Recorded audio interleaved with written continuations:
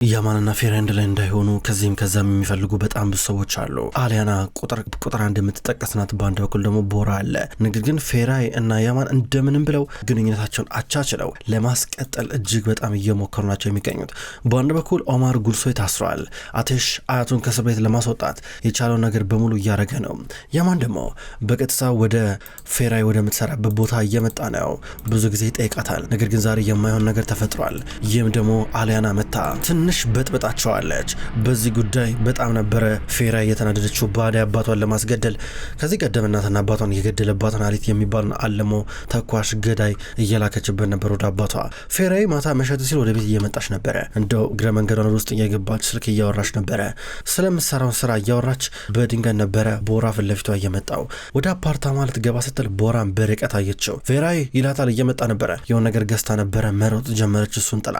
ፌራይ ቆይ አንድ ጊዜ ፌራይ ወራባክሽ አንድ ጊዜ ቆይ ስሚኝ ምሮጭው እያለ ይከታተላታል። እሷ ግን በሩጫ አቀለጠችው።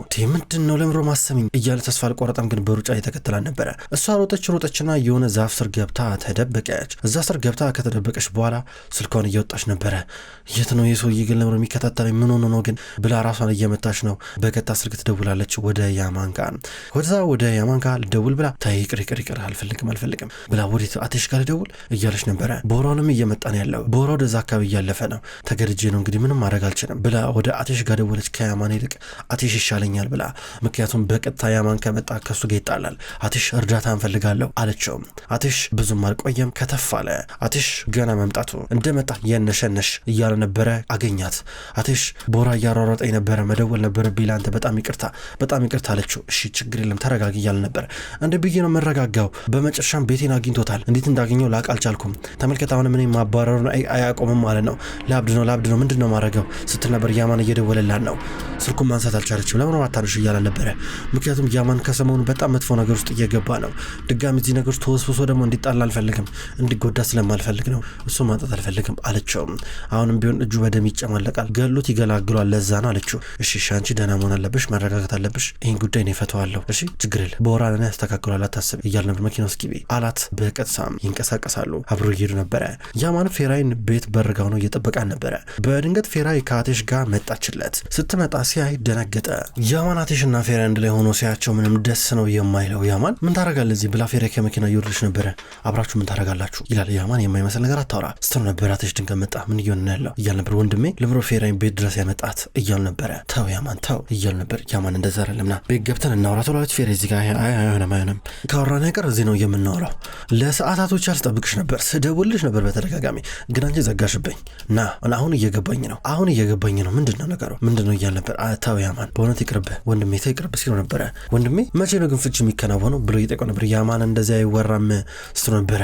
በአንድ እንኳን ምክንያት የሆነ ምላሽ ስጭኝ ያለ ነበረ። ምክንያት የሆነ ምላሽ ትፈልጋለህ? ቤት እየመጣሁ ነበር። ቤት ደረስኩኝ። ቦራን አየሁት። መሮጥ ጀመርኩኝ። እያባረረኝ ነበረ። ከዛ ተደበቅኩኝ። ከዛ አቴሽ እንደወልኩለት እንዲረዳኝ አለችው። ለምን አቴሽ ጋር ደወልሽ እያለ ነበረ።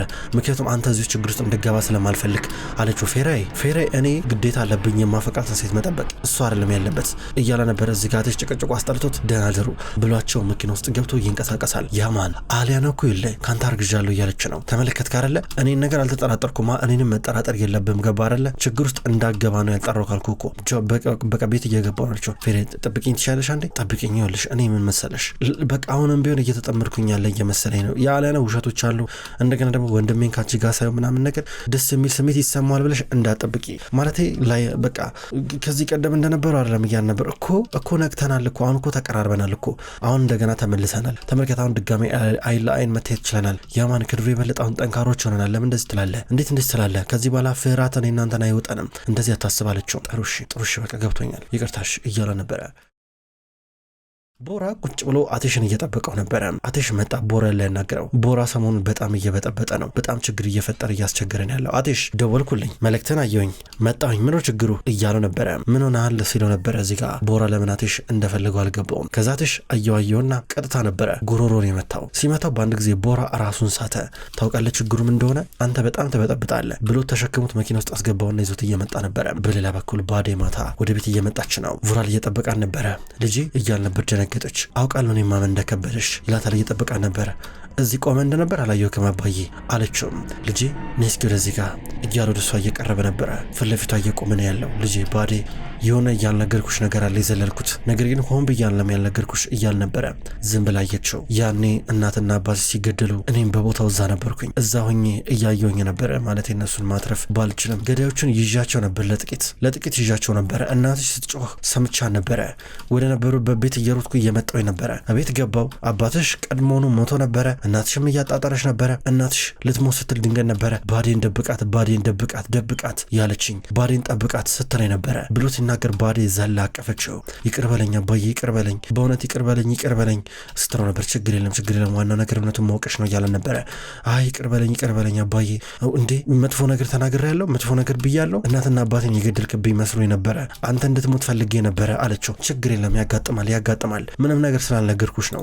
በትክክል ምን እንደሆነና ምን እንደተፈጠረ ጭራሽ ስላልገባሽ እኮ ነው። እኔ ባንቺ አልፈርድም፣ ምንም ችግር የለም፣ እንደዛ ተሳቀቅብኝ እያለ ነበረ። አይደለም አንተ አልገባም የሆነ ሰው አንተን እንዲገልልክ ይባሃለሁ አለችው። ምንድነው ያረግሽው እያለ ነበር። ማንን እያለ ነበር። ሀሊት አለችው። ደነገጠ።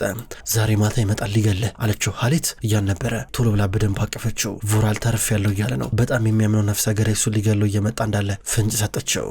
ከጀርባ የሁሉ ነገር ስታረጊ ነበረ።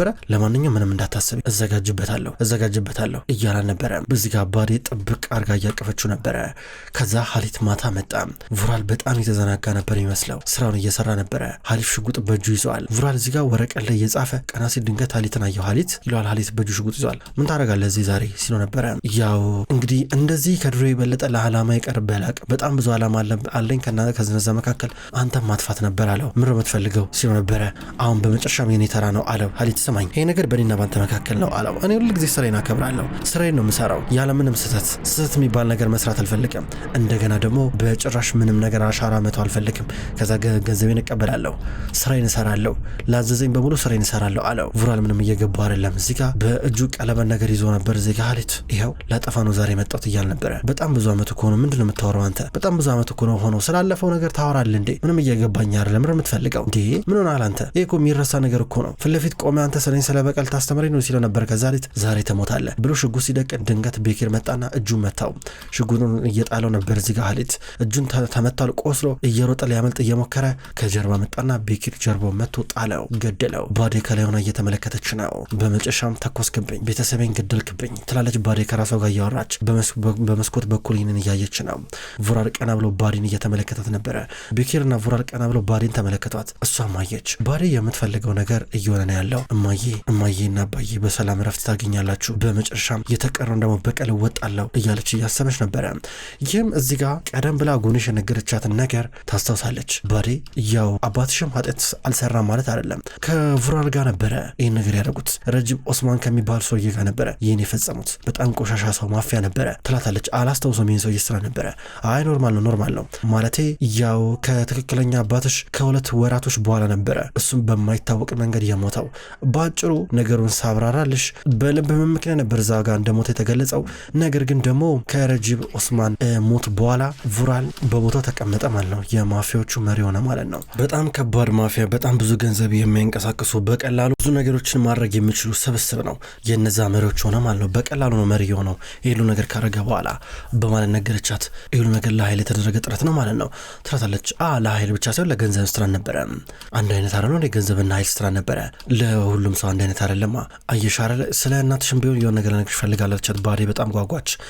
ባዴ እናትሽ ትምህርት ቤት ውስጥ መስማት ለተሳናቸው ልጆች ትምህርት የምታስተምር ነበረች።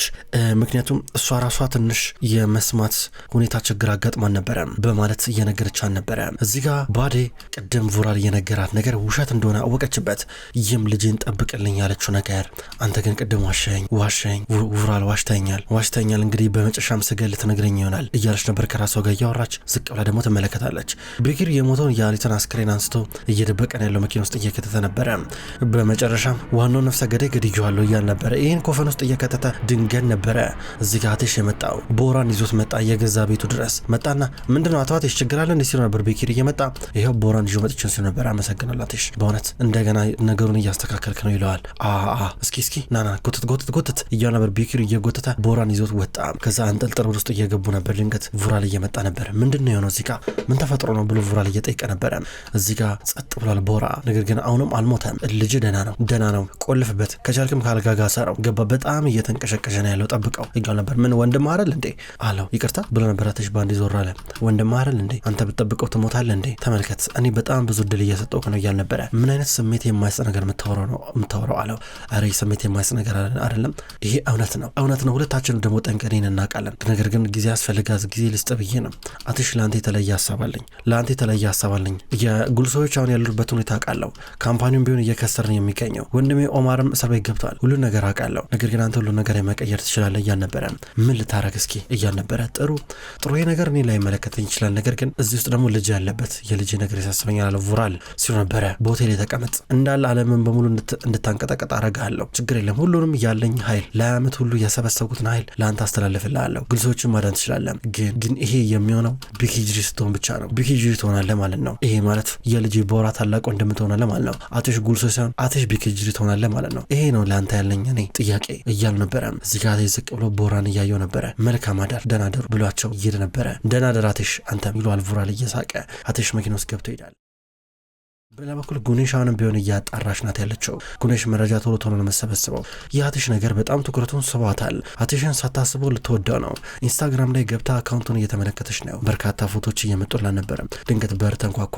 ሲንኳኳ ድንገት በር ጋር አድርገው የነበረው ፎቶች ተበተኑ በንፋስ። የመጣትሽ ነበር። ሰላም አለችው። ሰላም እንዴት ነሽ እያል ነበረ። ምነው መጥፎ ሰዓት መጣው እንዲ አላት። አራራ ችግር የለም እያለችው ነበር። መግባት ትችላል ሲላ ነበር።